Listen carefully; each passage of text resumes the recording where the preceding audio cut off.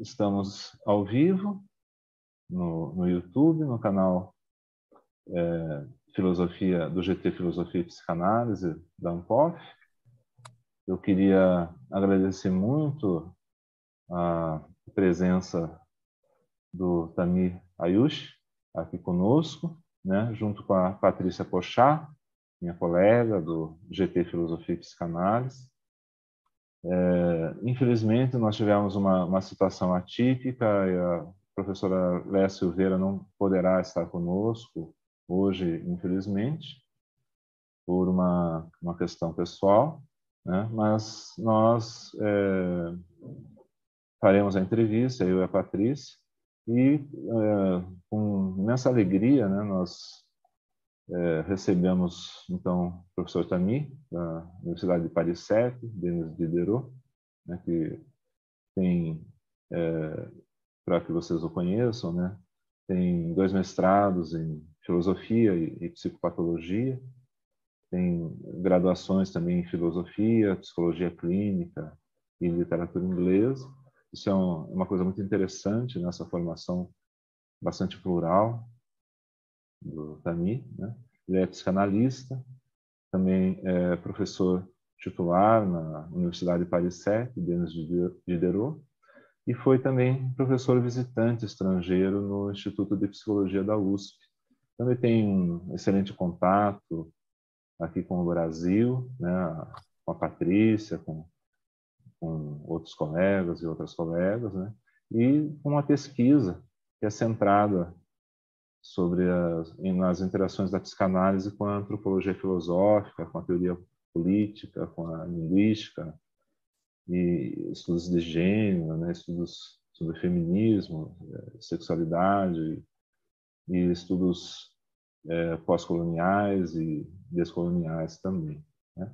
Então, é um currículo interessante, né? Mas o que eu acho mais interessante ainda é nós podermos conversar com ele e apresentar também tanto para o nosso grupo de trabalho quanto para o público que faz parte do nosso canal e que nos acompanha. E eu gostaria, então, de cumprimentar você, também, cumprimentar a Patrícia e abrir a palavra para vocês. Muito obrigado pela sua presença aqui conosco. Bom,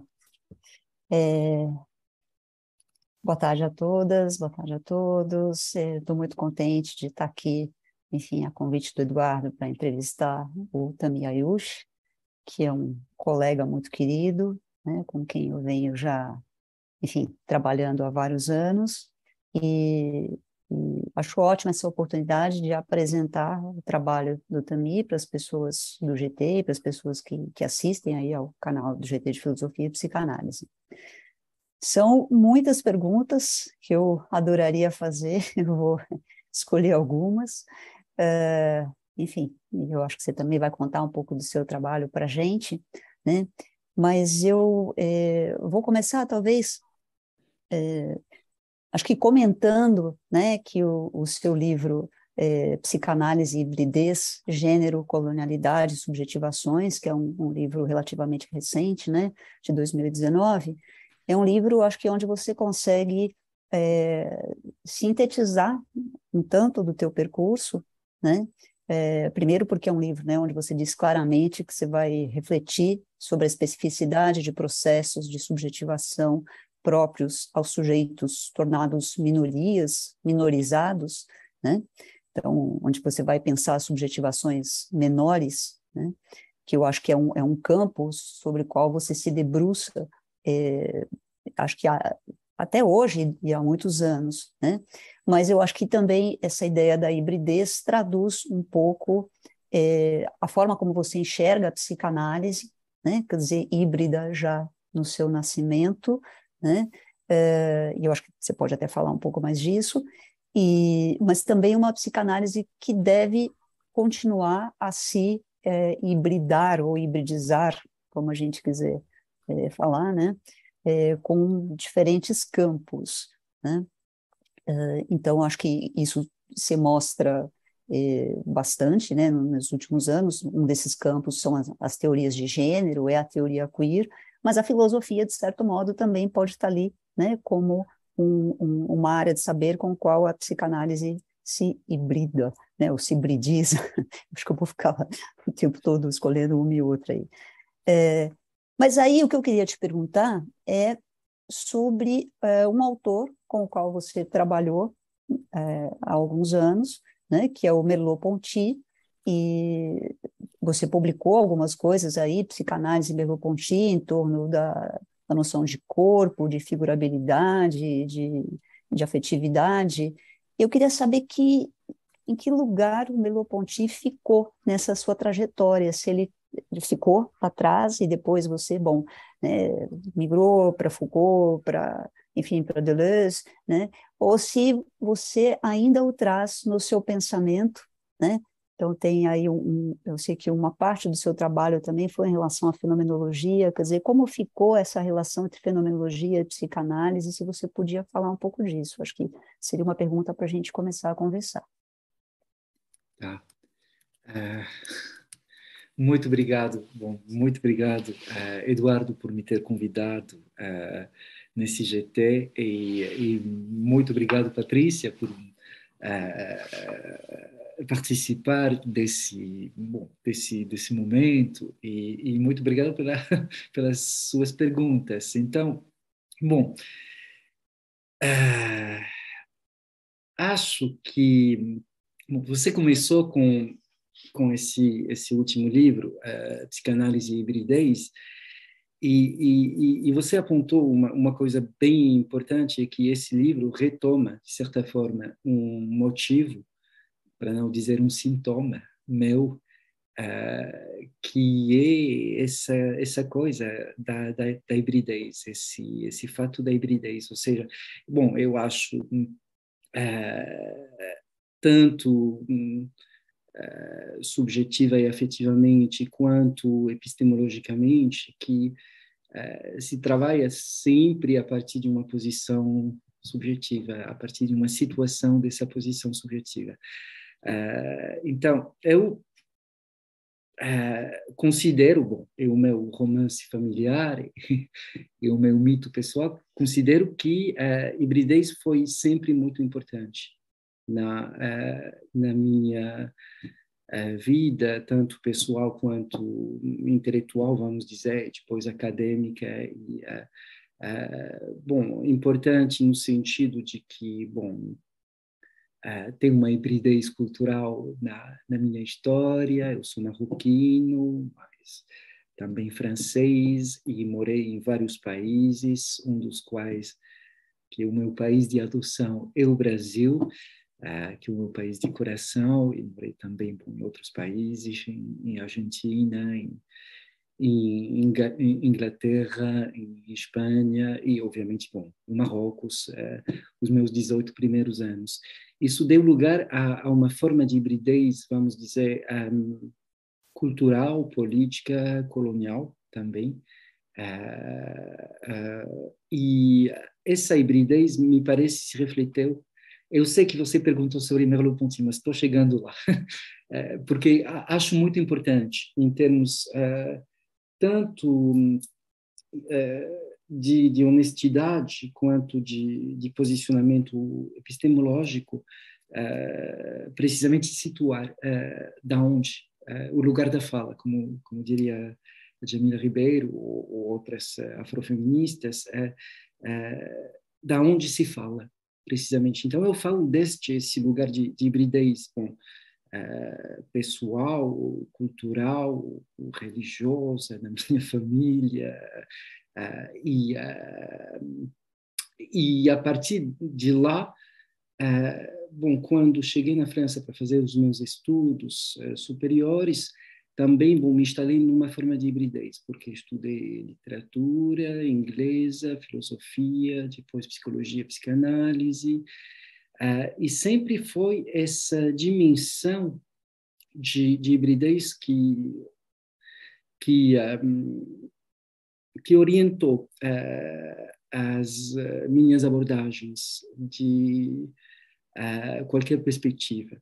Ou seja, essa posição, esse posicionamento, bom, eu falei que o meu mito narcísico, o meu romance familiar, mas esse posicionamento de transfuga, ou seja, que cada vez que tem uma disciplina ou um discurso pertencendo a uma certa disciplina, uma certa definição de campo, procurei confrontá-lo com outros campos, com outras disciplinas, com outros discursos. E isso foi o meu interesse em Merleau-Ponty, precisamente. Ou seja, bom, eu fiz um currículo em filosofia e estudei muito fenomenologia, e o que me interessou em Merleau-Ponty é precisamente o interesse dele pela psicanálise. A diferença de vários fenomenólogos na época dele e anteriores que descartavam, de certa forma, ou condenavam a psicanálise, Heidegger, Binswanger e vários, ou inclusive Sartre, e Merleau-Ponty tinha um posicionamento muito mais aberto à psicanálise. E então, quando fiz a minha tese de doutorado, eu trabalhei sobre Merleau-Ponty e trabalhei precisamente sobre essa dimensão, sobre a afetividade em Merleau-Ponty e o afeto em Freud, e tentando reler a metapsicologia do afeto, ou seja, uma produção do saber do lado da psicanálise, tentando relê-la a partir da fenomenologia da afetividade do Merleau-Ponty e tentando ver como daria para repensar essa noção de afeto e a metapsicologia do afeto a partir da afetividade tal como foi definida por Merleau-Ponty ou como foi pensada, delirada por mim a partir de Merleau-Ponty. Então, bom, isso foi um interesse muito bom. O que provocou o meu interesse por Merleau-Ponty, que ele também, de certa forma, foi bastante híbrido nas suas produções, porque, bom, fenomenologia, filosofia, ontologia, psicanálise também se interessou muito a psicanálise e teoria política. Sobretudo, bom, nos escritos históricos de Merleau-Ponty sobre a dialética, sobre o marxismo, sobre o que também abriu uma porta para o meu interesse pela filosofia política e pelas teorias políticas. Então, para responder à tua pergunta, o que fica do Merleau-Ponty, que foi uma certa paixão minha, um interesse muito grande, o que ficou do Merleau-Ponty depois no meu percurso, ficaram muitas coisas, um interesse certo entre esse diálogo entre disciplinas, obviamente, psicanálise e filosofia, fenomenologia aqui, psicanálise e teoria política aqui. Ficou um interesse também pelo corpo, que é absolutamente central na obra de Merleau-Ponty, e pelas formas diferentes nas quais a psicanálise, a fenomenologia, as teorias políticas, e com teorias políticas quero dizer extensões múltiplas da filosofia política aos estudos que chamam estudos culturais, estudos de gênero, queer, gay, lésbicos, trans, intersex, mas também estudos pós-coloniais, decoloniais, estudos também críticos da raça, estudos da branquitude, que estou trabalhando muito atualmente. E, bom, esse interesse pelo político também, em Merleau-Ponty, mas hibridado com outras considerações, e o corpo sendo, ou seja, sendo um tema que pode ser abordado tanto fenomenológica quanto psicanalítica, quanto politicamente. Então, isso ficou do Merleau-Ponty. E, bom, agora não trabalho mais sobre Merleau-Ponty, com Merleau-Ponty, não tanto, ainda que trabalhe um pouco da fenomenologia do racismo e da fenomenologia da raça a partir de uma abordagem fenomenológica do Merleau-Ponty, mas o que também ficou do Merleau-Ponty foi uma forma de tentar repensar uma fenomenologia feminista, que obviamente não era o alvo do Merleau-Ponty, porque não se interessava por questões feministas, nem tentou se descentrar de um posicionamento claramente androcêntrico, que era o posicionamento dos fenomenólogos, e deixo a palavra no masculino, na época dele, mas a fenomenologia dele, e sobretudo o último Merleau-Ponty, a fenomenologia da carne, dá lugar a possibilidades de conceptualização de uma abordagem pelo menos feminista, se não é inclusive queer, do corpo e da relacionalidade com os outros. Acho que tem uma possibilidade. Obviamente, isso não é Merleau-Ponty diretamente, mas são extensões a partir de um posicionamento fenomenológico que é o do Merleau-Ponty. Acho que o posicionamento do Merleau-Ponty dá muito mais para abrir a fenomenologia a uma perspectiva queer e a uma perspectiva de estudos da raça, do que, por exemplo, a fenomenologia do Husserl ou a fenomenologia do Heidegger e, bom, extensões disso, obviamente, existem hoje em dia, tem fenomenologias feministas, tem fenomenologias queer, tem fenomenologias da raça, tem muitas autoras e autores que vão precisamente trabalhando com isso. Então, foi isso. E também a fenomenologia serviu precisamente para... Eu me formei na psicanálise, bom, vamos dizer, eu fiz um currículo de psicanálise no sentido de ser analisado, fiz várias análises, fiz formações em escolas, mas vamos dizer que a minha formação na psicologia clínica foi posterior à minha formação em filosofia. E sempre ressoou essa posição do Transfuga, como dizia, que era fenomenólogo demais, ou filósofo demais para psicanalistas, e psicanalista demais para filósofos ou filósofas. E, bom, que essa posição que foi, bom, é um sintoma, obviamente, que, da mesma forma que sou marroquino na França e francês no Marrocos, e sei lá, a gente no Brasil, não sei, mas, bom, mas essa coisa foi importante em termos no que diz respeito à psicanálise, tentar abordar o discurso psicanalítico pelas suas exterioridades, e que não quer dizer que tem interior e exterior do discurso psicanalítico, mas quer dizer que tem riscos de encerramento do discurso psicanalítico ao redor de um eixo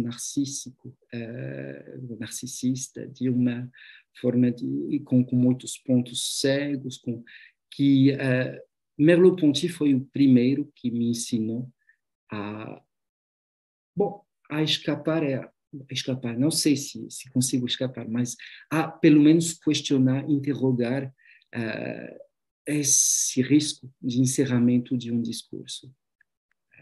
Então, bom, foi isso. E depois, bom, Merleau-Ponty, Foucault foi um estudante do Merleau-Ponty. Foucault teve uma época fenomenológica, um primeiro momento fenomenológico muito interessante, no qual já ele estava desenvolvendo coisas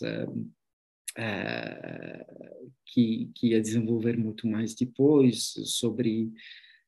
tem um texto central de Foucault, primeiro Foucault de 54, que é sobre os sonhos e existência do Binswanger, e o fim do texto é muito interessante, o final do texto, porque ele vai analisando a análise que Freud faz dos sonhos da Dora, e vai apontando nesse texto precisamente como Freud desescuta uma singularidade da Dora que vai além de, diríamos em termos mais contemporâneos, de uma certa heteronormatividade e de uma certa designação, assignação desse sujeito a aquilo que é visto como aquilo que deve ser uma sexualidade feminina. E então, bom, estou falando disso porque, bom, é a partir da fenomenologia que Foucault desenvolveu, a partir de todo um estudo fenomenológico nesse texto, que Foucault desenvolveu essa ideia que ia ser absolutamente central quase mais de 20 anos depois, nos seus estudos sobre a sexualidade. Então, bom, tem lá uma certa continuidade, e Merleau-Ponty fica aqui. Agora, obviamente, tudo isso que estou dizendo é uma reescrita a posteriori, então é, obviamente, uma forma de... é uma romanticização de coisas que aconteceram de forma mais ou menos contingente, de forma prevista, mas acho que, sim, de certa forma, Merleau-Ponty continua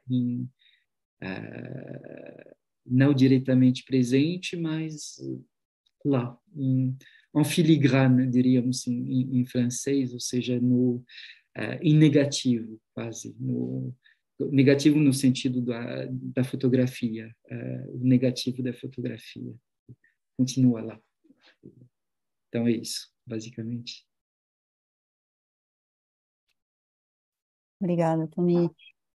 Eduardo? Patrícia, eu sugiro que você dê sequência, né? Porque em relação ao fato de que você precisa sair um pouquinho mais cedo para os seus compromissos, então que você dê sequência às suas questões, para daí você ficar mais à vontade em relação ao teu fim. Então, acho que até a partir do que você falou, né, eu acho que queria pegar um pouco essa ideia de, acho que de uma crítica, né, ou de uma proposta que você faz, né, de uma psicanálise não universalista, né, que vai reconhecer outras vozes, né, acho que pegando ainda dentro da psicanálise hibridez, né, porque acho que é essa ideia de que pensar a psicanálise sem se a partir, né, de uma posição situada, ou pensar uma psicanálise que me parece que você chama aí de encerrada em si mesma, né, incorreria num risco de invisibilização, de vozes minoritárias, por exemplo. Mas essa ideia, né, de trabalhar uma psicanálise numa perspectiva mais purista, talvez, né, ou ficar num certo nível, é isso que eu queria, né, tentar esclarecer com você, permanecer num nível da trama dos conceitos, né, como é isso que você está chamando, que seria uma psicanálise que ficaria mais encerrada em si mesma, quer dizer, uma psicanálise que talvez não se hibridizasse, né, não se hibridasse com outros saberes, porque acho que quando você faz essa proposta, você não está justamente, não diria se contradizendo, mas assim, talvez, pensando numa psicanálise que devesse estar sempre implicada, né, misturada a outros saberes ou implicada com a população a quem ela direciona suas perguntas, a gente pensar a clínica como fonte de questões, né? Por outro lado, qual é o lugar do universal na psicanálise, né? Porque se você traz o Merleau-Ponty como alguém que te ajuda a pensar, você, de certa forma, traz ele dentro da essência do pensamento dele. Não sei se eu estou me fazendo entender, quer dizer, é como se, dentro da essência do pensamento dele, é como se pudesse haver ali no Merleau-Ponty, né, uma matriz de questionamento a partir da própria teoria, que você, às vezes, me parece recusar na psicanálise, como se a psicanálise tivesse uma obrigação ou um compromisso maior, né, de ser posicionada, situada, atenta, né, à questão das subjetividades menores. Então, você parece exigir da psicanálise uma posição que não me parece que você exija, por exemplo, agora, depois da sua exposição, do Merleau-Ponty, do pensamento do Merleau-Ponty. Eu acho que estou te provocando um pouco. Não, você tem razão. Você tem razão, pelo menos em dois sentidos, ou de duas formas.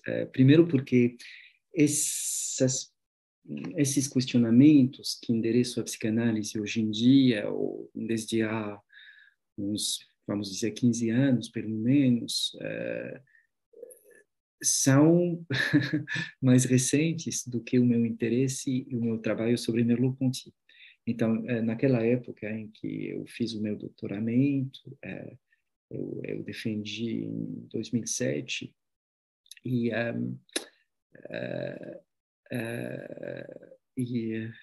bom, é doutorado, não é doutoramento. Doutoramento é português do Portugal. Mas, então, naquela época eu não me interessava por questões políticas. Não tanto, não de forma tão direta.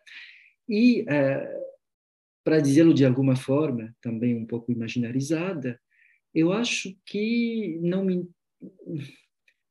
não pretendia me descolonizar, de certa forma, ou seja, vendo do Marrocos, eu cresci, como disse, no Marrocos, mas sempre numa escola francesa, e com uma certa visão da produção do saber universal pela República das Luzes, do iluminamento, da iluminação, e de certa forma, naquela época, bom, durante a minha juventude e naquela época que escrevi a tese, essas perguntas não valiam tanto para mim. Então, foi depois que, ao longo de experiências pessoais na França, como estrangeiro, mas também em outros países, como estrangeiro em outras posições, com outras histórias, com outras relações com a colonialidade diferentes, que surgiram essas perguntas sobre vamos dizer, de forma um pouco esquemática, o lugar da fala em termos de relações sociais de poder, de colonialidade e de raça. O lugar da fala em termos de relações entre o norte global e o sul global. O lugar da fala em termos de valorização de um modelo de produção do saber que é particular, que foi particular ao desenvolvimento europeu a partir do século XVII, depois do século da Iluminação, e que foi contemporâneo ou seja, a produção desse saber e desse saber com alvo emancipador, tanto política quanto subjetivamente, foi contemporâneo com práticas de poder que de nenhum jeito foram emancipadoras dentro da colonização, da escravidão, das opressões, de uma economia e uma ideologia da exploração e da extração, uma economia da extração. E isso, bom, obviamente, coloca em perspectiva aquela questão do universal, ou seja, quando você se dá conta que esse universal é definido em função de patamares europeus que vão excluindo aqueles e aquelas que não são europeus e que vão, ou seja, legitimando que enquanto se lute por uma forma de libertação, uma forma de emancipação na Europa, se perpetua relações de opressão nas colônias, através do sistema colonial, do sistema escravizador. Então, bom, isso pelo menos questiona um pouco aquele universal e aquelas produções de saber que não o propósito não é, obviamente, jogar um bebê com água do banho, como se fala em francês, não é desqualificar essas produções de saber, mas só situá-las dentro de uma geoestratégia internacional, dentro de relações sociais de poder, que permitem a produção de certos saberes e, obviamente, invisibilizam ao mesmo tempo outros saberes. Então, por isso, nesse primeiro sentido, você absolutamente tem razão, não me ocupava disso quando estudava o Merleau-Ponty naquela época. E a segunda forma em que você acertou totalmente é que sou muito mais exigente com a psicanálise, no sentido que a psicanálise não é só uma produção de saber e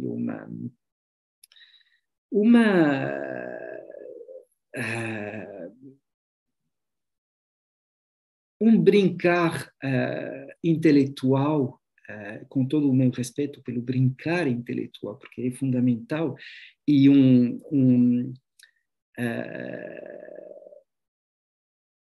é uma clínica que lida com pessoas e que lida com a vida dessas pessoas, e nesse sentido, além do fato que qualquer produção do saber está inscrita em relações de poder e então tem uma dimensão política, eu acho que a psicanálise tem também tem uma dimensão política ainda mais acentuada, porque não é só uma produção de saber, que teria uma dimensão política como qualquer produção de saber, mas tem uma dimensão política porque ela considera um sujeito, o sujeito de inconsciente que está inserido dentro da polis, dentro da sociedade e das relações sociais de poder, que vai arrastando uma sociedade que não são as mesmas de uma sociedade para uma outra, e porque a própria prática da psicanálise tem efeitos políticos. No melhor dos casos, efeitos emancipadores, efeitos de reconfiguração da forma em que um sujeito lida com as relações sociais de poder e as normas interiorizadas, produzidas por essas relações de poder nas quais esse sujeito se situa, emancipadora, e no pior dos casos, um efeito normativo, quando algumas psicanalistas pretendem readatar, pretendem recolocar o sujeito dentro de algumas normas das quais esse próprio sujeito está sofrendo. Então, é por isso que exijo muito mais da psicanálise. A psicanálise é uma prática. Então, isso se inscreve dentro de questionamentos éticos. Essa prática tem consequências. O que é que faço com essa prática? Como coloco a ética do analista da analista, a ética da produção da teoria analítica, com quem trabalho, para quem trabalho, para quem e com que objetivo, com que alvo trabalho como psicanalista ou escuto como psicanalista, para esse sujeito, né, a minha analisanda, e além de qualquer ou com o risco de uma dessocialização, de certa forma, em termos de ruptura com algumas normas dominantes, algumas normas hegemônicas, ou estou trabalhando com a ordem social e a permanência dessa ordem social e a possibilidade de, entre muitas aspas, diminuir o sofrimento desse sujeito, precisamente readaptando-lo a essas normas sociais que fazem esse sujeito sofrer. Então, bom, é por isso que sou muito mais exigente com a psicanálise. Ok. Eduardo, posso emendar uma última pergunta? Pode. Tá. Então, que eu acho que é um pouco a continuação disso que você está falando.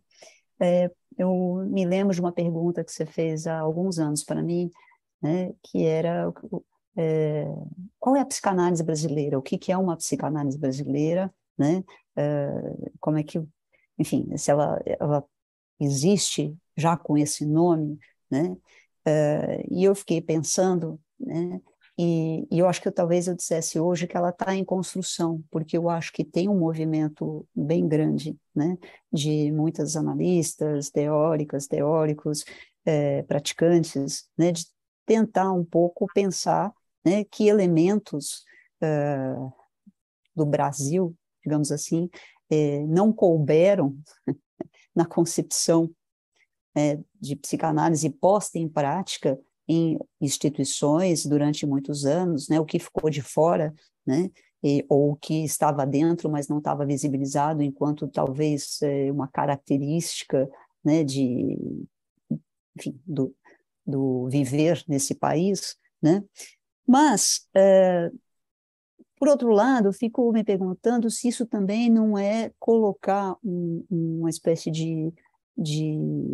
é, de marginalização, né? Já se está usando bastante esse termo, né? Ou se não haveria uma certa idealização, né? Ao dizer que a gente teria uma psicanálise brasileira ou uma psicanálise marroquina, né? Se a gente não está colocando elementos, tentando acrescentar elementos um pouco forçando, né, esses elementos, porque quando, por exemplo, eu vejo, acho que pensando nessa psicanálise brasileira, né, aquilo que a gente vem tentando problematizar são as relações raciais no Brasil, né, as relações de gênero, a violência de gênero, né, ou as identidades de gênero, né, diversas que vão aí se manifestando, mas isso também é, de certa forma, aonde outras pesquisadoras e pesquisadores aí em alguns países também estão chegando. Então, a pergunta não se trata muito mais de uma psicanálise decolonial do que de uma psicanálise brasileira ou marroquina ou equatoriana ou mexicana, né? Então, é muito mais um movimento, né, de problematizar a circunstância aí de formação da psicanálise, e como é que isso repercute, né, em colônias, né, do que propriamente procurar uma psicanálise de cada um desses países? Uma pergunta que eu te faço. Tá, bom, a tua pergunta é muito interessante. E, bom, vamos por partes, talvez. Eu considero que aquilo que você fala, que você chamou de marginalização ou idealização de uma diferença, mais uma vez convoca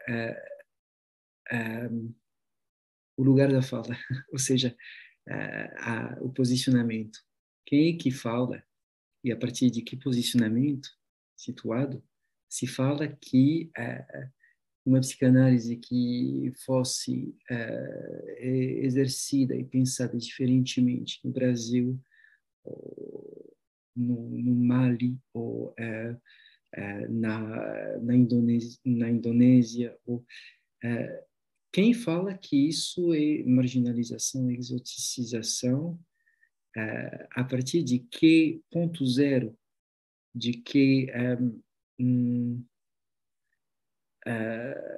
concepção de que a psicanálise deveria ser absolutamente neutra, não diferente em função das situações diferentes,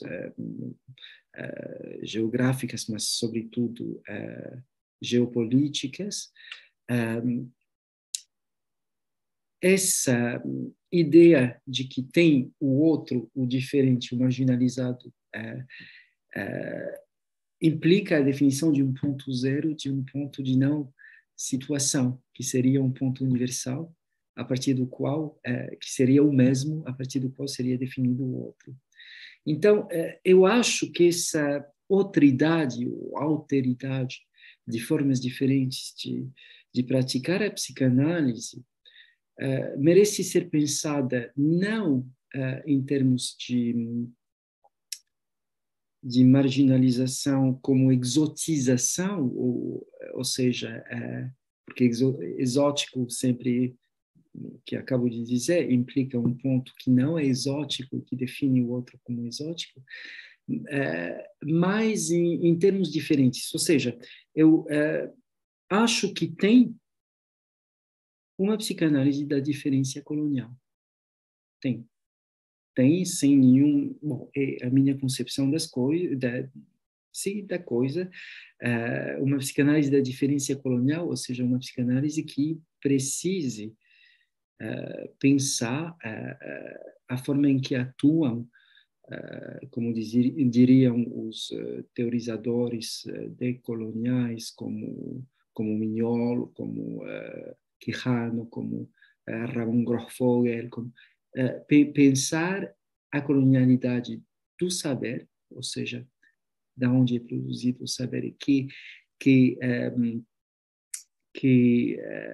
idealizações, e aqui sim a palavra eu uso, idealização, que idealizações de um saber situado na Europa, com pretensão de universalidade, são feitas a partir da psicanálise, da teoria psicanalítica, e que idealizações de uma clínica que não leva em conta outras configurações das relações de poder, de gênero, de sexualidade, de raça, que são de uma forma ou outra articuladas em lugares outros. Então, colonialidade do saber, psicanálise da diferença colonial, que considera, então, a colonialidade do saber, a colonialidade do poder, a colonialidade do gênero, a colonialidade do ser também, e que essa consideração, bom, de essa consideração, não se isenta a psicanálise europeia. Ou seja, que ser situado e situar a psicanálise não implica só situar a psicanálise brasileira, ou situar a psicanálise marroquina, e também situar a psicanálise francesa, precisamente a partir dos próprios pontos cegos que não vá pensando, porque foram invisibilizados por a imposição de uma forma particular de gerir as relações de gênero, de sexualidade, de classe, de raça, própria a esse espaço. Então, bom, pensar essa psicanálise da diferença colonial, que se aplica tanto à Europa quanto a outras partes do mundo, e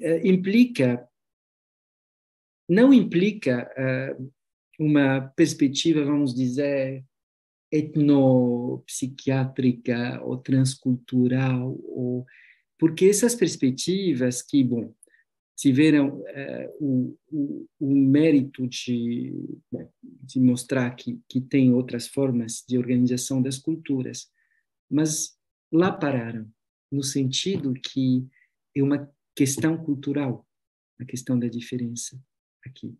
E eu, quando tento pensar uma psicanálise da diferença colonial, me centro muito mais, não sobre uma questão cultural, mas sobre uma questão política. A diferença não é uma diferença de cultura, não é uma diferença de articulações diferentes de conteúdos culturais. É uma diferença que tem sentido precisamente dentro de relações sociais de poder e relações internacionais de poder. Ou seja, é político isso. Ou seja, relações sociais de poder, de raça, de gênero, de classe,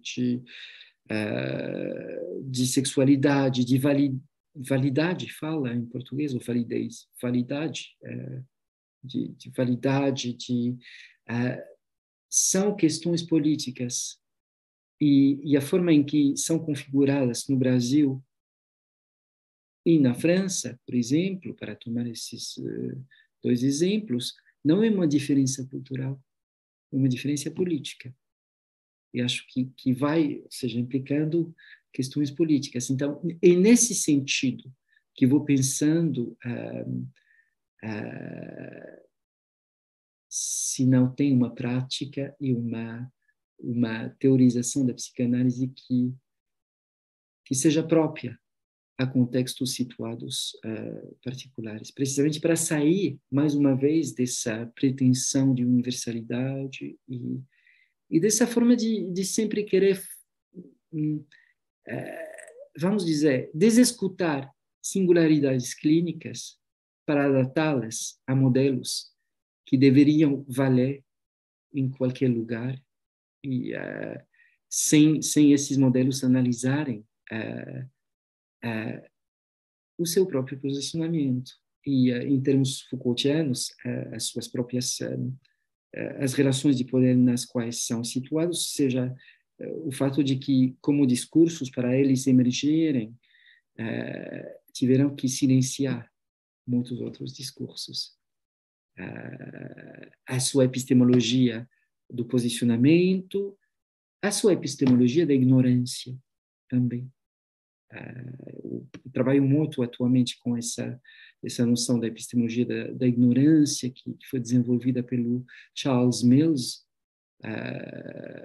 entre outros, num livro muito interessante que chama de The Racial Contract, que é uma reescrita do contrato social a partir das relações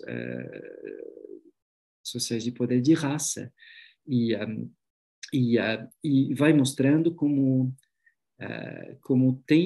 precisamente para que valha esse contrato racial, tem que ser acompanhado de uma epistemologia da ignorância.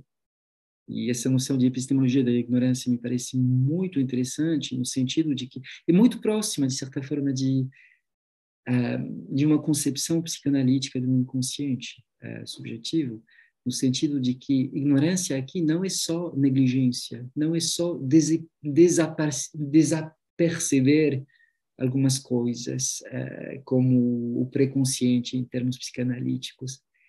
A ignorância aqui é o resultado de uma luta ativa, ou seja, aquilo que é ignorado é o resultado de uma oposição ativa, da mesma forma que o recalque no inconsciente é o resultado de uma oposição ativa à consciência, pois a epistemologia da ignorância, na epistemologia da ignorância, a ignorância é um esforço mantido, repetido de invisibilização, de desconexão cognitiva e moral com alguns assuntos, com algumas especificidades, com algumas configurações de relações sociais de poder, que são ativamente mantidos precisamente para manter um sistema hegemônico aqui. Então, acho que, para retomar desde o início as suas próprias perguntas sobre Merleau-Ponty, depois universalidade, depois acho que se tem um sintoma que foi meu aqui nessas reflexões e nesses posicionamentos, foi sempre tentar pensar no que diz respeito à psicanálise, que relações de poder se criam num contexto analítico, tanto clínico como teórico, e como se pode refletir sobre essas relações de poder, reconfigurá-las, tanto com alvo clínico para os analisandos e as analisantes, quanto com alvo, vamos dizer, teórico na hora da produção da teoria, reconfigurá-las, que não quer dizer sair delas. Eu fico sempre muito Foucaultiano. Do poder, das relações do poder, não se sai. Elas se reconfiguram para cair, de novo, em outras relações de poder. Mas, porque não tem libertação total para Foucault, mas tem práticas de liberdade. E eu pretendo conceber a psicanálise como fazer o que puder para que a psicanálise, quanto prática e teorização, seja uma dessas práticas de libertação, de liberdade, que nunca libera totalmente, mas vale como prática de liberdade. É super ambicioso e muito, vamos dizer, tem muita vaidade nisso, mas, bom, também isso vem com muitos limites, claro. Tá bom. Bom, agradeço demais também, agradeço também ao Eduardo a oportunidade de estar aqui. Vou precisar me retirar, peço desculpas e continuamos a conversa em outra hora, tá bom? Muito obrigado, Patrícia. Muito obrigado, Patrícia. E até uma próxima oportunidade. Eu Até. gostaria, então, de retomar aqui nossa conversa com o Tami, agradecer novamente, né, a presença dele. E tem diversas questões assim, né, que me interessam, porque do ponto de vista clínico, do ponto de vista filosófico, né, acredito até que existam muitas relações de proximidade, assim, de formação. Eu também me identifico bastante com aquela fala que você fez anteriormente, Tami, sobre essa posição híbrida assim na própria formação, na própria experiência, né, de viver entre mundos, né, e transitar entre esses mundos, e o quanto isso acaba influenciando, de certo modo, o nosso percurso na clínica também, e a possibilidade da escuta, né? Eu queria iniciar fazendo uma pergunta um pouco mais abrangente, mas que me interessa especialmente justamente do ponto de vista clínico, né? De tudo que você falou, né? O que modifica, né, na sua atividade clínica, na sua escuta dos pacientes, do ponto de vista metodológico, essa abertura, né, para um mundo onde, partindo, por exemplo, de uma genealogia, né, das noções de masculino e feminino, em Freud, como você faz no seu artigo,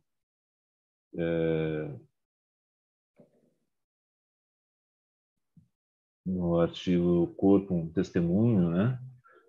Como essas coisas influenciam, né? Essa ideia enfim, de não localizar propriamente um ponto fixo, né, para a tua escuta, porque me parece que isso, na verdade, Tami, recupera muito o espírito, né, dos trabalhos técnicos do Freud, de 1912, essa ideia de de você finalmente conquistar uma posição onde a escuta seja livremente desimpedida realmente, né? E você possa escutar além da ideia de uma condução do paciente a uma normatividade social, né? Mas escutar, por exemplo, o seu analisando de acordo com a perspectiva da experiência desse próprio analisando, né? Ter uma certa possibilidade de não apenas compreendê-lo a partir de uma posição psicanalítica tradicional, mas conseguir transcender essa condição para uma possibilidade de escuta mais ampla, mais profunda e não condicionada socialmente, não unilinear, por exemplo, né? Do ponto de vista metodológico, como isso é para você, quer dizer, na atividade especificamente clínica, na sua experiência clínica, como isso transformou a sua clínica, como isso efetivamente se acrescentou na sua experiência a partir da tua formação, né? E isso envolve, obviamente, uma posição de talvez não de confronto com associações de psicanálise, mas um confronto com posições que você possa ter encontrado, que você possa ter aprendido nessas suas formações. Desculpa, pode repetir? Confronto não com associações, mas com... Não um confronto diretamente com associações, né, mas com certas noções e certas formas de certos procedimentos, certas abordagens da técnica que você aprendeu, né, no contexto da sua formação. Tá, ok. Bom, é uma pergunta muito vasta, muito ampla. Não sei como... Talvez podia abordá-la... bom, talvez... primeiro dizendo duas palavras sobre hibridez, hibridação, e depois tomando um exemplo no que diz respeito, por exemplo, ao gênero. Então, bom, acho que essa questão da hibridez é muito interessante, muito importante para mim. Ou seja, para responder a sua pergunta, se bem entendi a sua pergunta, é como esse interesse pela hibridez e por outras e a hibridação da psicanálise, então outras fontes, acaba mudando uma perspectiva clínica, uma abordagem clínica e também me confrontando com algumas teorizações, etc. Bom, primeiro, a questão da hibridez. Bom, eu falei que era uma questão pessoal, obviamente, e uma questão também intelectual, no sentido de que tem um modelo que me parece muito, a partir do qual trabalhei, que é o modelo do Homi Bhabha, da hibridez, que ele chama mimicry, que é uma forma de imitação, e um modelo que é concebido a partir de um contexto colonial. A hibridez é quando ele dá o exemplo da Índia, por exemplo, e das autoridades coloniais que formaram uma elite índia a serem como os ingleses, as inglesas. Eu digo os ingleses porque foram somente homens, mas e então o Macaulay que formou uma elite assim e então essa elite índia que servia precisamente para as relações políticas entre a população índia e os colonizadores ingleses, essa elite era como dizia o Homi Bhabha, como escrevia, quite the same, but not totally. Ou seja, quase o mesmo, mas não totalmente. E esse não totalmente era concebido como uma inferioridade, ou seja, por mais que tentassem passar por ingleses, eles, ao fim ou ao cabo, não deixavam de serem índios. E esse quite the same and but not totally está retomado pelo Homi Bhabha e invertido, revertido, precisamente porque a hibridez, segundo a análise dele, é aquela posição que retoma o mandato colonial e que vai alterando o mandato colonial, acrescentando uma coisa que não estava lá no mandato colonial. Ou seja, que quando o índio, formado como elite, segundo o modelo inglês, não é totalmente inglês, é porque precisamente vai acrescentando de certa forma, uma contestação à autoridade que vai alterando esse mandato colonial e que vai criando alguma coisa absolutamente nova. E, bom, a história, sei lá, a história das línguas das colônias, por exemplo, o português do Brasil, precisamente pela hibridez, vai alterando e enriquecendo ou criando uma coisa nova no que diz respeito ao português do Portugal. E então, o que é importante na análise do Homi Bhabha é precisamente que essa alteração é uma alteração do nível enunciativo de qualquer mandato. E nisso me interessava muito a hibridez, precisamente porque tem uma forma de paródia de um modelo que nunca se colocou em questão e cuja autoridade, cujo nível enunciativo de autoridade inquestionada fica vulnerabilizado, precisamente. Isso com a invenção de uma coisa nova também, precisamente através dessa hibridez. Então, isso me interessou para a psicanálise, no sentido de que me parece muito, muito importante que o discurso da psicanálise, como o discurso de qualquer produção de saber, mas o discurso da psicanálise... Bom, agora você pode me dizer, será que a psicanálise é produção de saber? Sim e não. Não é produção de saber na hora da clínica, mas tem teorizações, tem milhares de livros de psicanálise escritos que são produção de saber, obviamente.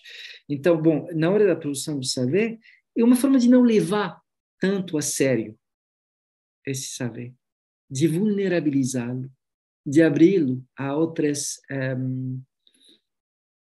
pontos de vista, a outras alteridades. Então, isso quer dizer que eu disse que ia dar um exemplo no que diz respeito ao gênero. Eu acho que hibridar, por exemplo, a psicanálise com estudos de gênero, ou seja, de forma global, ou seja, que são estudos das mulheres, estudos feministas, estudos gay, lésbicos, queer, intersex, trans. Esses estudos permitem substituir, sim, digo substituir, ainda que seja um pouco violento, mas substituir a categoria de sexo, inclusive de sexuação, no sentido lacaniano, a categoria de gênero. O que quer dizer aqui? Bom, aponto aqui a dimensão da historicização da teoria e dessas ferramentas que são sexo, que são a diferença entre os sexos, que são as fórmulas da sexuação em Lacan, historicizá-las a partir de vários e múltiplos estudos de gênero que vão mostrando como gênero e sexo são construções sociais, dependendo de contextos particulares e de contextos históricos e geográficos particulares, que vão mostrando que, por exemplo, que, retomando essa categoria de gênero, que o gênero é, bom, obviamente, uma construção social, é sempre relacional, é uma relação de poder, incluída dentro de outras relações de poder. E quando se considera assim, essa noção e essa realidade do gênero, isso dá para questionar a forma em que vale a diferença entre os sexos na teorização analítica. Daqui a pouco vou chegar à clínica analítica, mas, bom, na teorização analítica, no sentido de que, se gênero é uma construção social, esse sexo, inclusive sexo é uma construção social, porque isso é uma das produções dos estudos do gênero, ou seja, não se trata de opor um substrato absolutamente imutável, que seria o sexo, e uma construção social, que seria o gênero. O próprio sexo é o resultado da construção social, que é o gênero, precisamente porque o próprio sexo nunca é apreendido fora de um contexto cultural de construção social do gênero, que vai salientando alguns aspectos e que vai reduzindo uma multiplicidade biológica de diferenças numa binariedade que é criada sociologicamente. Ou seja, e isso,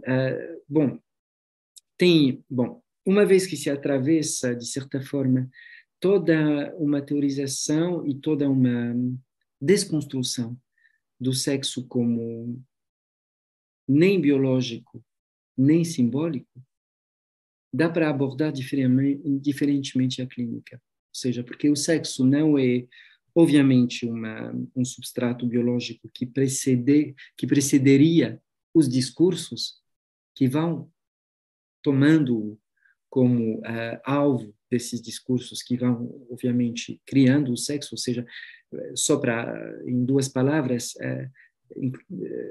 sempre tem uma forma de biologização do sexo que, de certa forma, Freud acabou caindo nisso.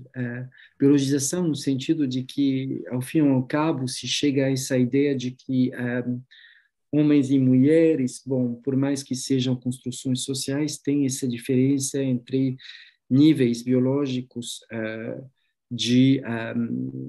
no nível cromosômico, no nível hormonal, no nível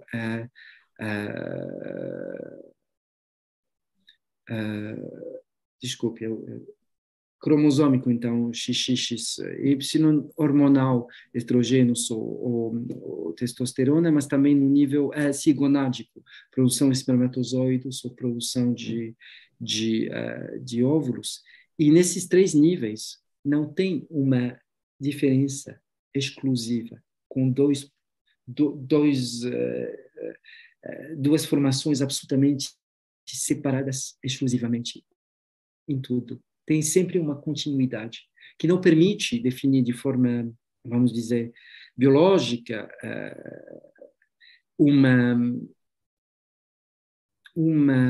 de forma certa, uma binariedade. E essa definição da binariedade é sempre um ato social. Então, biologicamente, bom, isso são trabalhos, por exemplo, da Anne Foster Stelling e de muitos teorizadores e teorizadoras. Mas, bom, uma vez que se vê que o sexo é sempre o resultado de uma perspectiva de interpretação que vai arrastando toda uma fantasmatização social daquilo que é a binariedade, o ser homem, o ser mulher e tudo isso. Bom, uma vez que é visto que, biologicamente, o sexo e a binariedade dos sexos não é válida. Uma vez que se vê que, simbolicamente, também, não é válida no sentido de que, por exemplo, em Lacan, as fórmulas da sexuação também podem ser confrontadas à questão do gênero, porque as fórmulas da sexuação em Lacan pretendem desbiologizar a diferença anatômica entre os sexos em Freud, e desbiologizar essa questão da diferença entre os sexos, mas essas fórmulas da sexuação são fundadas sobre uma concepção do falo que é absolutamente histórica e socialmente situada, e sobre uma certa forma de petição de princípio, porque vão evocando e convocando uma binariedade, se não vou entrar nos detalhes, mas as fórmulas de sexuação são construídas sobre o grupo homens, o grupo mulheres e o pai da ordem primitiva, precisamente para definir duas posições de gozo, o gozo fálico e o gozo não todo. E muitos lacanianos vão dizendo que essa definição de dois gozos permite sair de uma biologização do sexo, de uma forma de anatomizar a diferença entre os sexos. Só que essas duas formas de gozo são definidas a partir de coordenadas que logo de saída são binárias, que são o grupo dos homens, o grupo das mulheres e o pai da ordem primitiva, que é sexuado também. Então, bom, para que tudo isso? Para chegar à ideia de que hibridar a psicanálise com estudos de gênero, na sua multiplicidade, permite, ao opor essa noção de gênero à noção do sexo ou da sexuação, permite tentar pensar em termos de multiplicidade, em vez de tentar pensar em termos de binariedade. E isso tem efeitos, tanto no que diz respeito à sexuação e às sexualidades, quanto no que diz respeito a muitos outros processos psíquicos. Ou seja, trabalhar com essa ideia, que também é uma fantasia do analista, ou da analista, mas trabalhar com a ideia, com essa fantasia da multiplicidade, em vez de trabalhar com a fantasia, que na verdade é uma certidão, e muitas vezes, da binariedade, permite escutar coisas que não dão para serem escutadas se se trabalha só com binariedade. Ou seja, permite escutar que tem construções psíquicas e também com efeitos sociais que não são nem de homens nem de mulheres só e de forma exclusiva, que vão inventando, recriando masculinidades e feminilidades, se masculfeminilidades, se femi-masculinidade, e coisas além disso. E o resto de nós, como dizia a Kate Bornstein, homens, mulheres e o resto de nós. E que isso tem, obviamente, efeitos absolutamente, me parecem, centrais na clínica, no sentido de que, bom, todas as minorias de gênero, de sexualidade, obviamente, são melhor escutadas, me parece, e não são reconduzidas a um modelo normativo do que é a sexuação ou do que é a sexualidade, mas também essa multiplicidade, sendo a multiplicidade uma forma de desconhecimento, lá onde a binariedade, me parece, retoma mais uma forma de inteligibilidade dentro dos nossos modelos de pensamento. Sendo a multiplicidade uma forma de desconhecimento, acho que serve muito a escuta psicanalítica, porque guiada por uma forma de multiplicidade e de abertura à multiplicidade, essa escuta analítica não pretende achar de novo cada vez uma forma de compreensão, de inteligibilidade daquilo que o analisanda vai levando de totalmente outro estrangeiro à escuta do analista ou da analista. Então, bom, acho que essa questão da hibridez é uma questão também de ética da psicanálise. É uma questão de a psicanálise não se levar a sério demais em termos de teoria e de sempre vulnerabilizar. Eu uso mais uma vez esse mesmo termo, vulnerabilizar a posição do ou da analista para a escuta daquilo que nunca foi nem sequer sonhado ou delirado pelo analista ou pela analista que vem do ou da analisanda. É uma forma sim,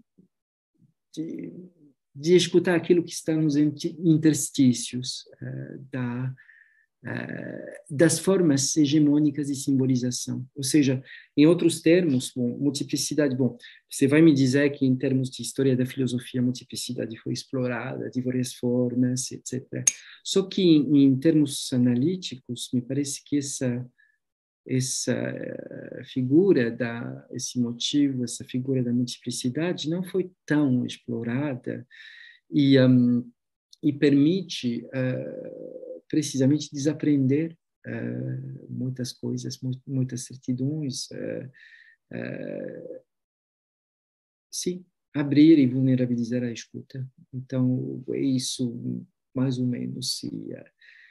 E também ver que lá onde surge uma binariedade é sempre colocada em termos, vamos dizer, é sempre situada politicamente, que quando um sujeito tenta lidar com esse imperativo de binariedade, porque tem imperativo de binariedade, por mais que desconstruamos a binariedade psíquica ou teoricamente, psiquicamente, um trabalho numa elaboração analítica, teoricamente, um trabalho com os estudos de gênero, por exemplo, por mais que desconstruamos essa binaridade, obviamente, cada vez que você coloca um pé fora, a binaridade você recebe na cara mesmo, ou seja, você recebe.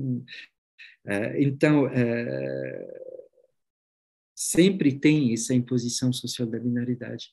E pensar em termos de multiplicidade quando se confronta o modelo psicanalítico a outros modelos fora da psicanálise, permite, talvez, sim, ver como os sujeitos vão lidando, cada uma, achando a sua própria solução subjetiva com essa binaridade.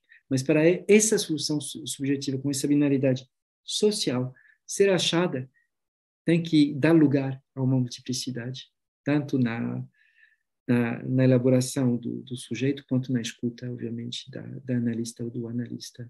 Então, por isso, me parece muito, muito importante. Não sei se respondi a sua pergunta. Sim.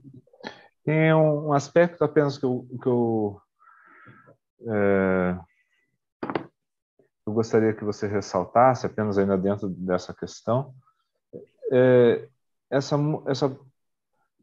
essa questão da transformação, um tanto, né, não apenas do modo como encara a relação transferencial, né, mas como que isso também, do ponto de vista da comunicação, né, no contexto das trocas entre psicanalistas, né, como que você é ouvido normalmente, assim, você se sente bem ouvido pelos psicanalistas, pelos outros psicanalistas, ou em que você não é bem ouvido?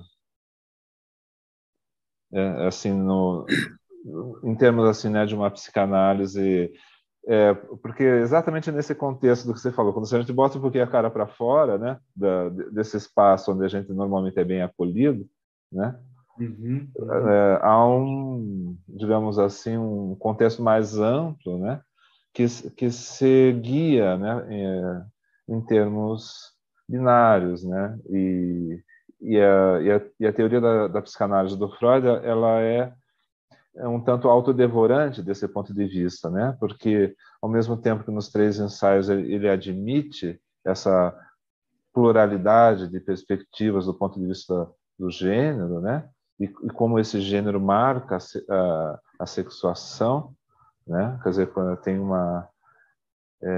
algo libertário, né? Nessa proposta, algo bastante revolucionário, ele encaixa tudo isso na lógica libidinal, né? Especialmente nessa Muito interessante. binaridade, o problema feminino, né, é muito mais grave ainda, que pelo menos, assim, né, do ponto de vista dessa binaridade, o masculino fica com uma posição hegemônica. Mas para as mulheres é ainda pior, né, porque ainda coloca a sexualidade feminina enfim, numa subordinação, né, asfixiante, assim, na relação com o pai, ainda no contexto do casamento, né, da ideia de ter filhos, né, uma coisa muito diferente desse início, né, de onde a gente partiu, né. Claro, claro. Não, você tem razão, E absolutamente. as questões de poder também, né, Tani, porque quando isso passa para o Lacan, né, tem vamos dizer assim, vai arejar um tanto o ambiente, mas ainda estamos presos a essas relações de poder de um ponto de vista masculino também, né? Claro, E essa formação de uma identidade própria, singular, né, fica problematizada também, né? Então, quando você bota o pé para fora, né, você encontra isso também, né, dentro do próprio contexto da psicanálise, né? Então, a pergunta é como você é, de fato, ouvido, né, e que tipo de aspereza você encontra nessa relação, né? Interessa-nos porque isso é um problema da contemporaneidade, porque esses caminhos vão se abrindo na psicanálise, né? As clínicas públicas também, são outras questões, né, que vão se abrindo, a questão do setting psicanalítico, né? E tudo isso tem um certo problema, né, para se constituir no contexto mais amplo, né, da psicanálise, que é mais tradicional. claro, claro. Mas, bom, você tem absolutamente razão, no sentido de que, bom, isso que você falou do Freud, que, de certa forma, está tá quase dançando o tango com um passo para frente e 2 para trás, e, mas Freud é múltiplo. Eu retomo esse significante, é múltiplo.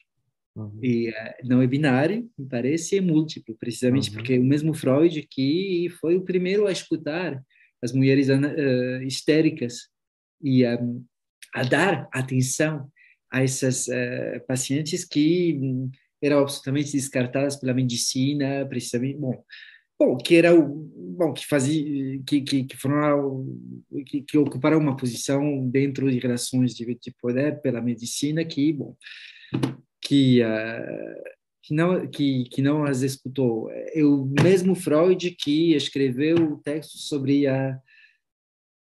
sobre o sofrimento das mulheres dentro da civilização e dentro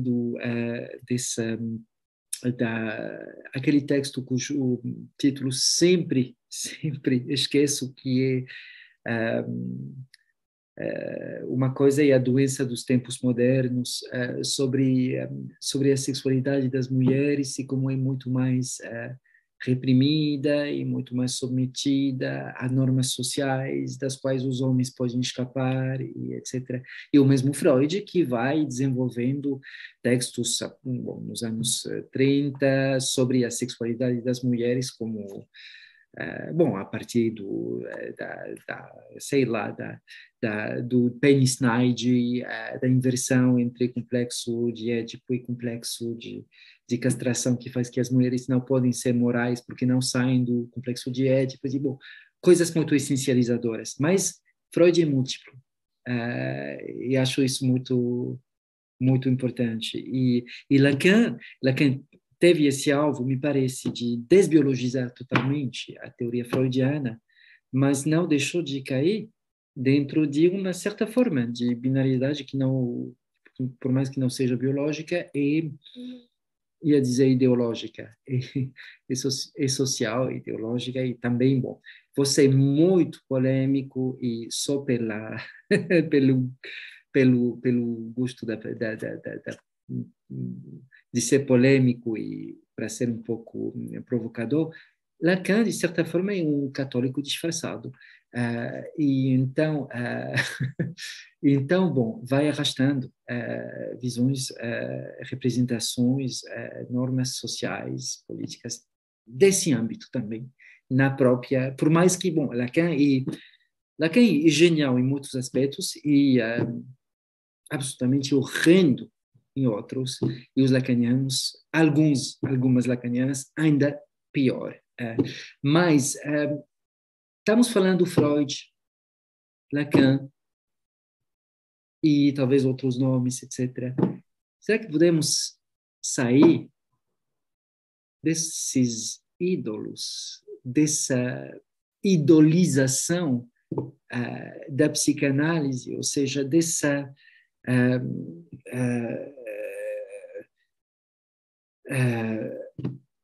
desse pudor sagrado que faz que vamos idealizando fontes da psicanálise e teorizadores e teorizadoras da psicanálise, como se de repente não tivesse uma forma de articular discursos de forma diferente e como se já tudo foi dito de uma vez e que a única forma de pensar a psicanálise é uma forma exegética, ou seja, de tentar reler esses textos e extrair a verdade, cada um dizendo, não, eu é que tenho a verdade desse texto de Lacan, ou a verdade desse texto, que fica uma posição muito religiosa, ao meu ver.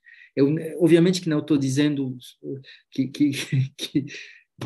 teríamos que nos desfazermos de textos de Freud, Lacan e outros e outras. Obviamente que não, são a nossa herança da psicanálise e formam parte da nossa formação psicanalítica.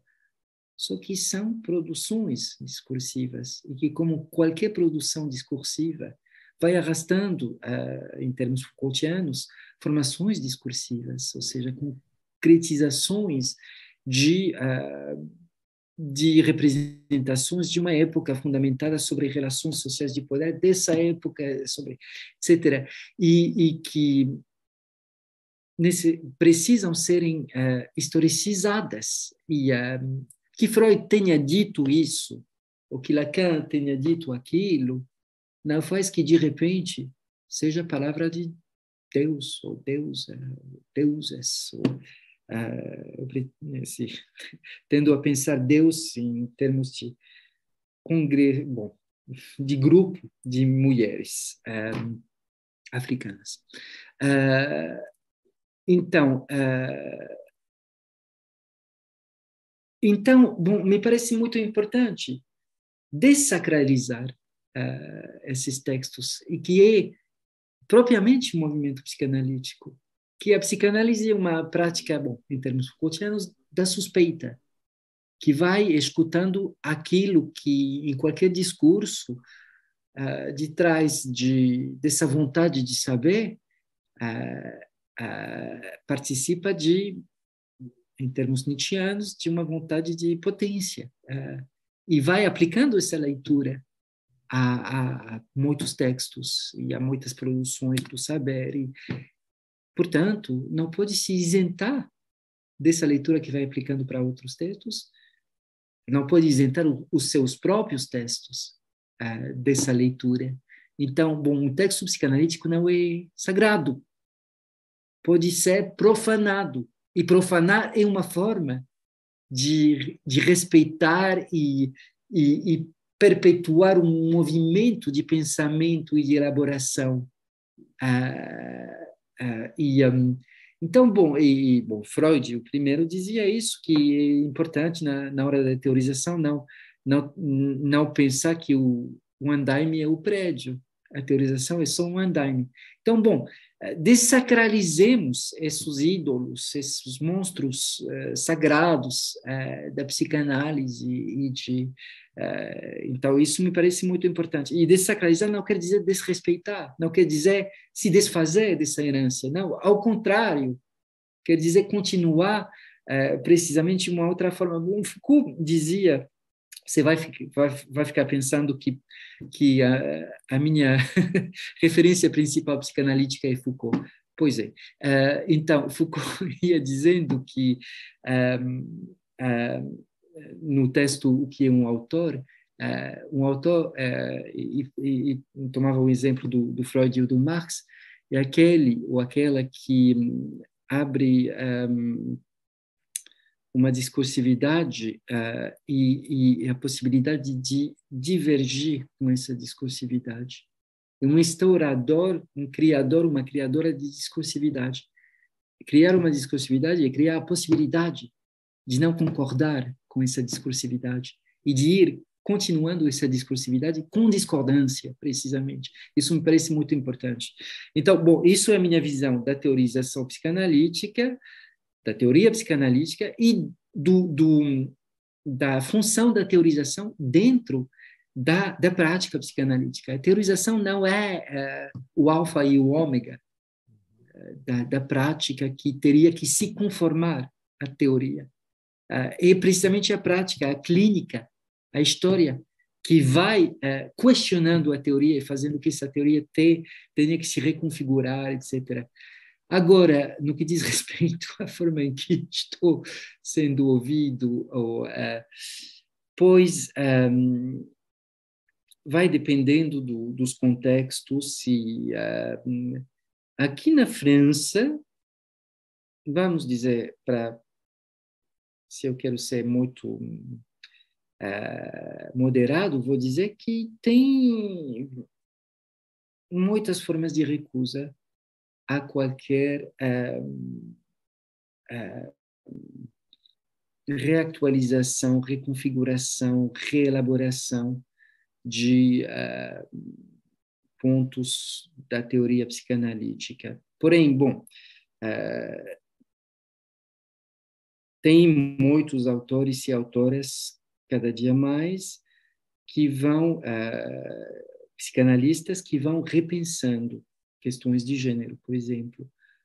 Pessoas como, já na geração anterior, como Michel Thor, como Monique David Ménard, agora como Laurie Lofer, Beatriz Santos, Fabrice Bourlez, Lionel Lecor, muitos outras que, bom, não posso citar todos e todas, mas e que vão repensando a psicanálise a partir de críticas construtivas do gênero. Mas, bom, são minoritários e minoritárias, e bom, me incluo nesse círculo. Somos minoritários e minoritárias, e somos muitas vezes muito desouvidos, mal ouvidos. Eu tive a grande sorte de circular um pouco no mundo e de ter umas oportunidades de discussão, de debate, de trocas no Brasil absolutamente fabulosas, na Argentina, no México, no Marrocos também, e, bom, em outros lugares onde a psicanálise, talvez, precisamente para retomar aquilo que falamos com a Patrícia, essa diferença colonial da psicanálise, outros lugares onde a psicanálise talvez não seja ou não esteja tão alinhada com um modelo de universalismo republicano que é muito francês.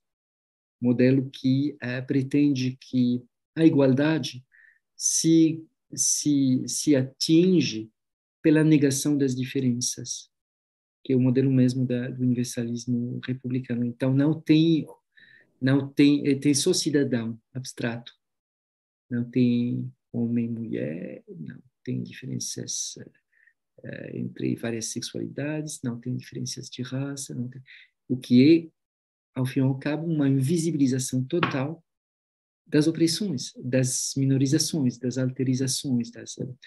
E, só para terminar respondendo à tua pergunta sobre como aquilo que tento desenvolver é ouvido ou não ouvido, bom, agora estou trabalhando sobre raça e psicanálise. Estou escrevendo um livro sobre esse tema, raça e psicanálise, e sobre as relações sociais de poder de raça, e a forma em que podem, pelo menos, não serem desescutadas pela psicanálise, pelos psicanalistas e as psicanalistas, e, no melhor dos casos, ser escutadas também, e fazerem parte tanto da clínica psicanalítica quanto da teorização psicanalítica, porque a raça é uma grande ausente da teorização psicanalítica. Bom, Freud falou do fato de ser judeu, que obviamente tinha muito sentido e muita importância dentro das relações sociais de poder de raça nas quais ele estava situado, mas pouco falou dos exteriores da Europa, das exterioridades da Europa.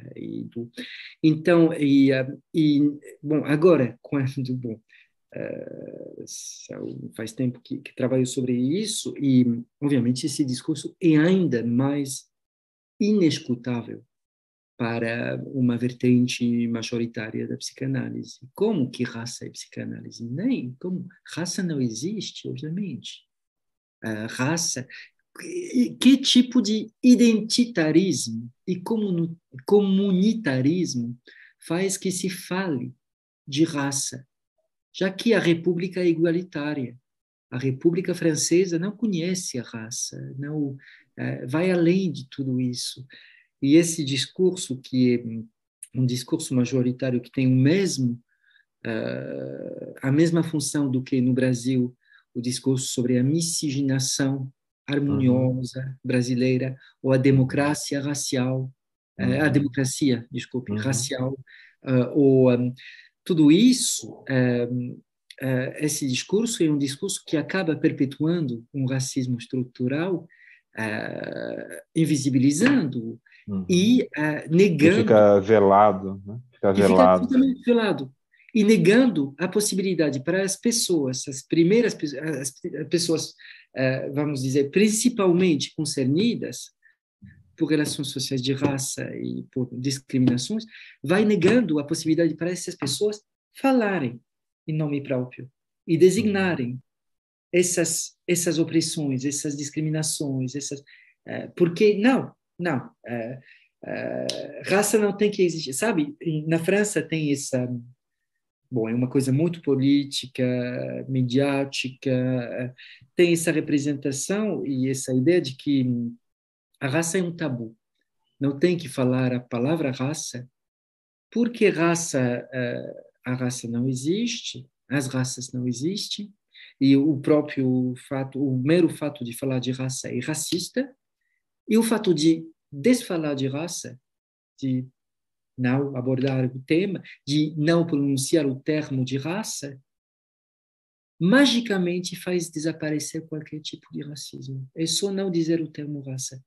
E aqui tem uma epistemologia, estávamos falando disso, uma epistemologia da ignorância, que é absolutamente tremenda, porque raça, no sentido sociológico, construtivo sociológico, não tem nada a ver com essa impostura biológica da invenção das raças. Bom, primeiro filosófica, teológica, filosófica, que vem da colonização, da escravidão, de invenção de raças plurais.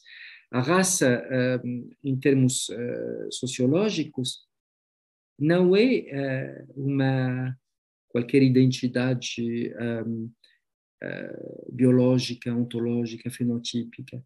A raça é sempre uma relação, é relacional.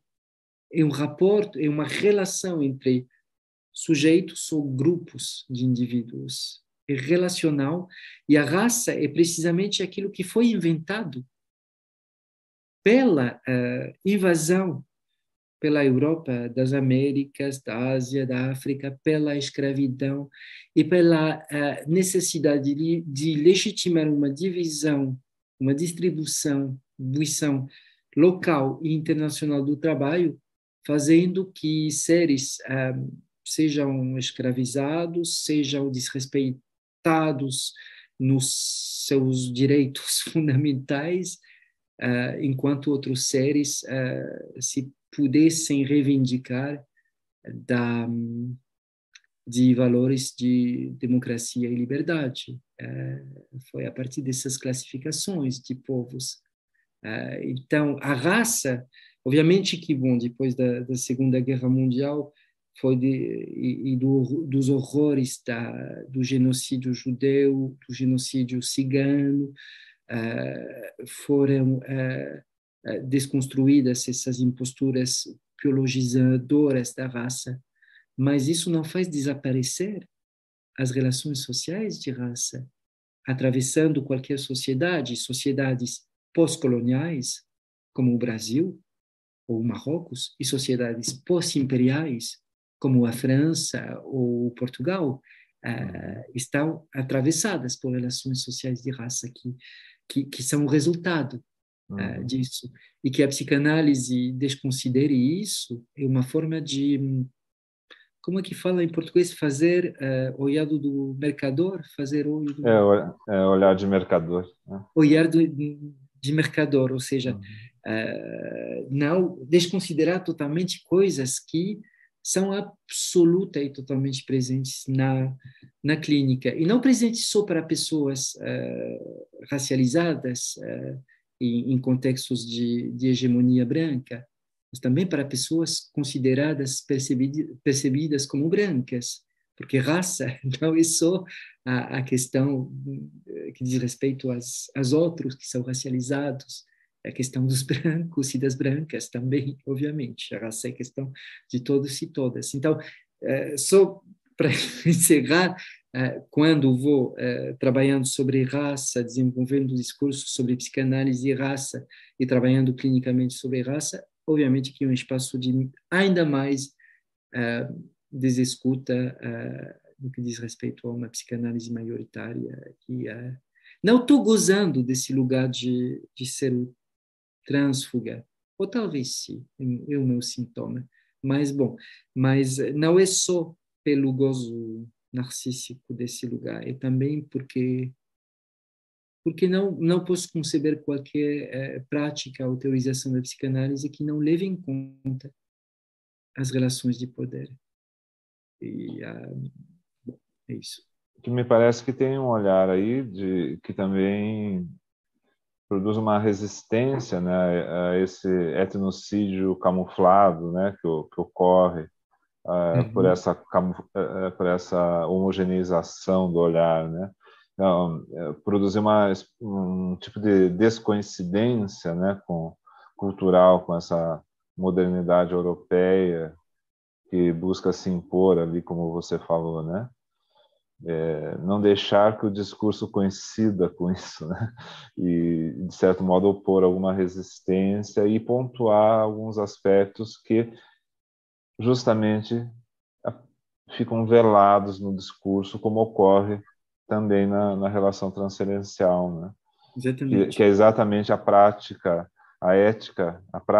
ética da psicanálise exige isso também. Talvez não seja possível para um psicanalista que esteja nessa posição hegemônica, assim, né?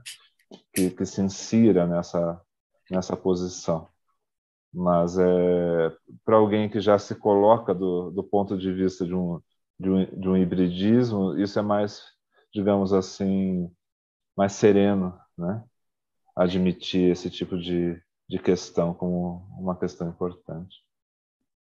Acho que sim, mas mais uma vez, sem essencializar esse posicionamento. Me parece importante, porque bom, tentar ficar atenta a relações sociais de poder, bom, não é uma questão só daquelas que são minorizados ou alterizados.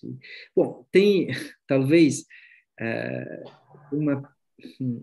Isso está na própria relação transferencial, né? Na relação do psicanalista com o seu paciente. Absolutamente. Também. Acho que a vigilância é lá totalmente exigida de ficar atento a isso. Ou seja, bom, no modelo político, sabe, o modelo da subalternização e o modelo o modelo do Gramsci, por exemplo, que vai dizendo, que foi retomado também pelas teorias feministas, que vai dizendo que numa fábrica,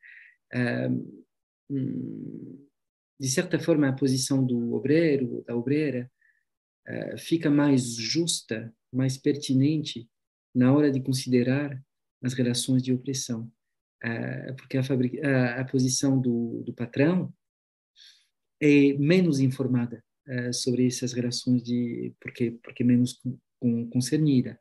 E da mesma forma, bom, o feminismo, uma forma de feminismo da segunda geração, da segunda onda, bom, a posição de ser designada como mulher, é mais justa, mais certa no que diz respeito às relações de opressão de gênero, obviamente. Bom, é aquela coisa que o W.B. Du Bois, um dos primeiros teorizadores da raça nos Estados Unidos, chamava de dupla consciência. A consciência do negro ou da negra é ter a consciência das representações hegemônicas, brancas, obviamente, e, ao mesmo tempo, para sobreviver, ter essa consciência para sobreviver, porque tem que saber esse mundo tal como é configurado pelos brancos e brancas, mas, ao mesmo tempo, tem a consciência de si, dessas relações, e uma dupla consciência. E isso, bom, estava falando isso só para dizer que talvez ocupar uma posição não hegemônica dê mais pertinência ou mais disposição a perceber algumas coisas. Porém, isso não se deve essencializar de nenhuma forma. Porque sempre tem pontos cegos, e quando você percebe um tipo de relações sociais de poder, você desapercebe outros tipos. E acaba reproduzindo o modelo em outras circunstâncias. Né? Absolutamente.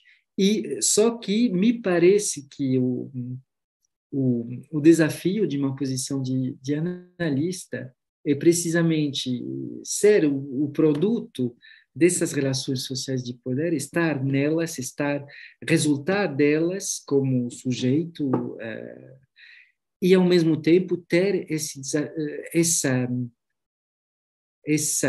imperativo de tentar, quanto se puder, visibilizá-las, desconstruí-las e ver como intervém tanto na própria subjetivação, quanto na subjetivação do ou da analisanda, quanto na relação transferencial. E como essa relação transferencial vai sendo infiltrada por essas relações de poder. E como essa relação transferencial como ela pode não ficar perpetuando precisamente essas relações de poder. E, bom, que é um desafio sem fim, ou seja, nunca é realizado esse alvo. Mas, bom, me parece que tem que ficar lá como alvo. Tamir, eu estou vendo o adiantado da hora aqui. Nossa conversa foi extremamente agradável, foi um prazer conhecê-lo. Muito obrigado. Estou sempre à disposição, o canal do GT e o nosso grupo para novos diálogos, e certamente eles terão oportunidade futura. Quero te agradecer muito essa oportunidade, em meu nome, em nome do grupo, e desejar a você um excelente final de semana. Obrigado. E, enfim, até uma próxima oportunidade. Posso acrescentar? Claro, fique à vontade. Só uma coisa. Bom, estivemos discutindo, debatendo de concepções da psicanálise, da prática da teoria da psicanálise. Me parece muito importante que tudo aquilo que dissemos, não é que não valha, vale porque são posicionamentos cada vez subjetivos e é importante se posicionar. Mas que não tem que valer como um discurso que pretenda dizer isso é psicanálise e aquilo não é psicanálise. Porque reproduzir esse discurso é uma forma, obviamente, de dogmaticamente de decidir o que é, o que tem que ser a psicanálise. E acho que a psicanálise, me parece, é uma prática que é reinventada por cada, como dizia Lacan, por cada psicanalista, mas e que é importante não se levar tanto a sério, inclusive nessas formações discursivas e tudo isso, não se levar tanto a sério. São construções, são. Eu acho muito importante isso que você falou também. Eu acho que é como se fosse uma coda em relação a tudo que já foi dito. E seria absolutamente contraditório com tudo que foi dito se você não pensasse assim, né? Seria o discurso hegemônico invertido, né? Assim, né? Uma outra posição de hegemonia, uma disputa por hegemonia, né? Quando na verdade é outra coisa. É a possibilidade de atravessamento dos discursos uns pelos outros, né? Exatamente. Então, muito obrigado, Eduardo, por me ter convidado para esse GT. E foi um grande prazer falar com vocês. E espero que vamos continuando as nossas trocas de várias formas. Igualmente, Tami. Um grande abraço para você, viu? E até a próxima oportunidade, então. Então, até a próxima, Eduardo. Um grande abraço. Um abraço para você e para todos que nos assistem, para todas que nos assistem. Um Tchau, abraço tchau. para todos que assistem e tchau. Tchau, tchau.